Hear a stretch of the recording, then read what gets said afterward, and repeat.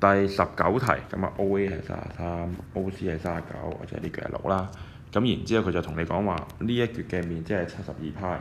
哦，咁啊線形嚟講呢個角度係好緊要嘅。咁我哋擺明係用呢個資料去 solve 翻個 theta 出嚟嘅。咁啊大係派乘39嘅2次，乘翻 theta over 360，大線形減翻小線形，咁啊就會等於72派。然之後，首先啲派可以約簡啦。其次，咁啊撳計數機佢嘅咯喎，39 square 除360係4.225個 theta，後邊33 square 除360減3.025個 theta等於72。咁啊將4.225減3.025啦，72再除佢，就會計到 theta 係60度㗎啦。OK， 嗱咁所以第一個係啱啦。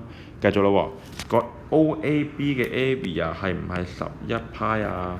咁你用翻頭先嗰條式嘅啫，派乘33嘅 square 乘翻60除360，咁我會計到個答案呢？